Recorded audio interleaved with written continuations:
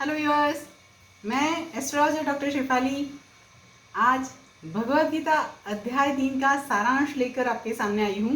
कल भगवद गीता अध्याय 3 परिपूर्ण हुआ है और उसका सारांश थोड़ा सा डिस्कशन करूँगी। जरा ध्यान से सुनिएगा। जो अध्याय है उसका जो नाम है वो मैंने आपको बताया है, फिर से रिपीट कर रही हूँ। अध्याय 3 कर्मयोग, उसका सारांश।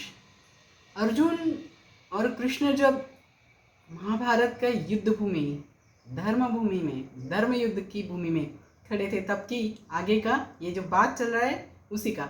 अर्जुन ने पूछा श्री कृष्ण भगवान को कि आप जब बोल रहे हैं कि बुद्धि अगर परमात्मा में लगानी है तो युद्ध क्यों करने का है।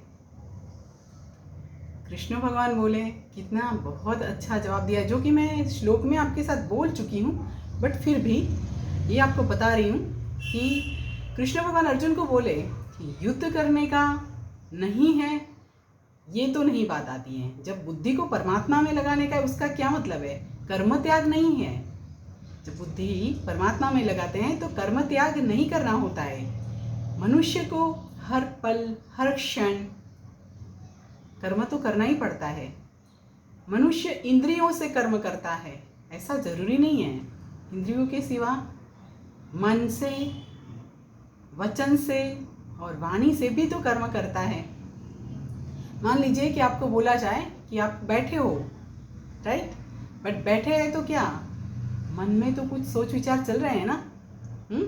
तो मन भी तो कुछ कर्म कर रहा है, और कभी कुछ बोल दिया किसी को, वो भी तो एक तरह का कर्म है। तो मनुष्य हर पल हर क्षण मन और वाणी से भी कर्म करता है।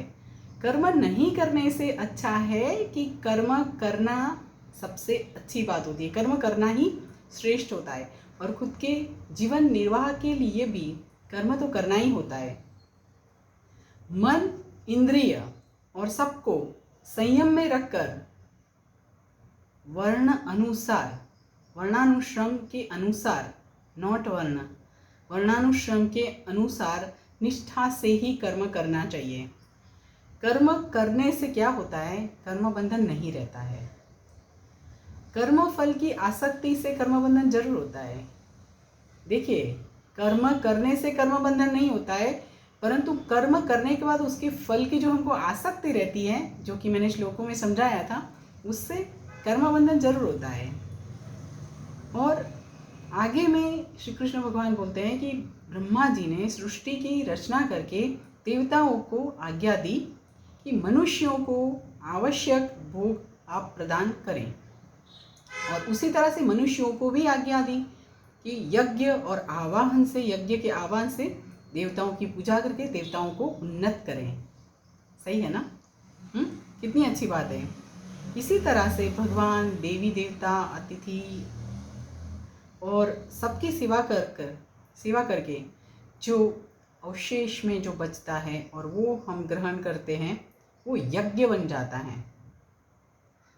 उसी का उपयोग यज्ञ बन जाता है। मनुष्य कर्म यज्ञ कर्म बन जाता है और पाप मुक्त हो जाता है।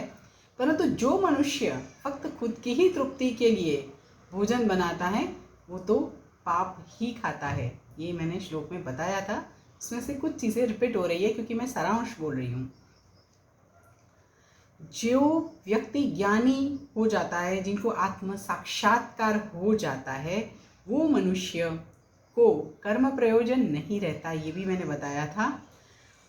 और फिर भी आसक्ति रहित होकर कर्म करता रहता है, वो श्रेष्ठ पुरुष होता है। और मनुष्य जब है कि श्रेष्ठ पुरुष जो कर्म और आचरण करते हैं उसी को फॉलो करते हैं।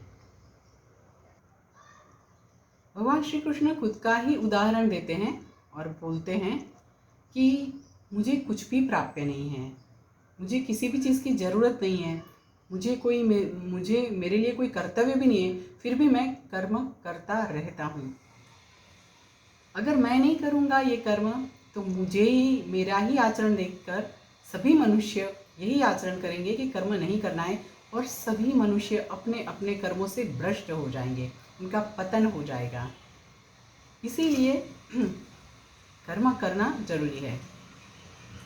प्रकृति के 3 गुण होते हैं, उसके अनुसार हर व्यक्ति कर्म करता है।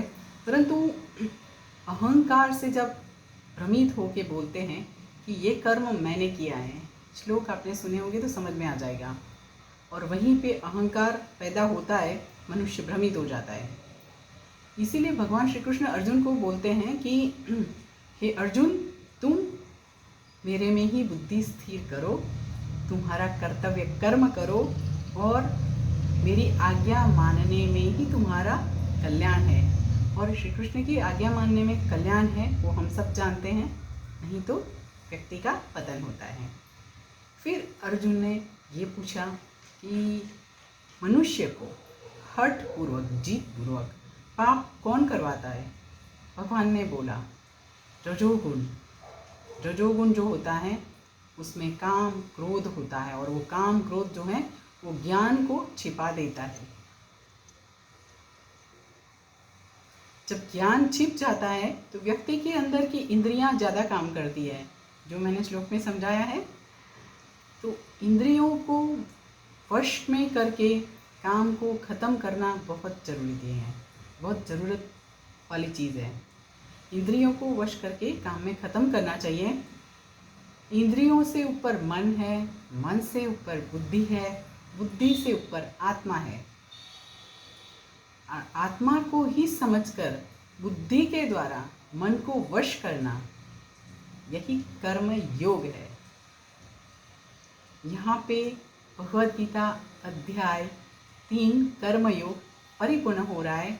कल से चतुर्थ अध्याय का प्रथम श्लोक लेकर आपके सामने आऊँगी।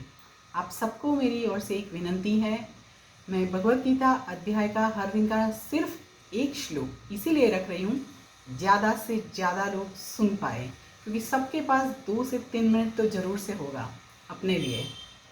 आप मेरा ये YouTube चैनल सब्सक्राइब करें, आप बेल आइकन प्रेस भी करें, और अगर आपने प्रेस नहीं किया है बेल आइकन तो ज़रूर प्रेस करके लाइक करें, शेयर करें, ज़्यादा से ज़्यादा लोगों तक पहुँचाएं, क्योंकि ये जो है श्रीमद् भगवद गीता अध्याय का हर दिन का एक श्लोक। बस आज के लिए इतना ही। जय श्री कृष्ण।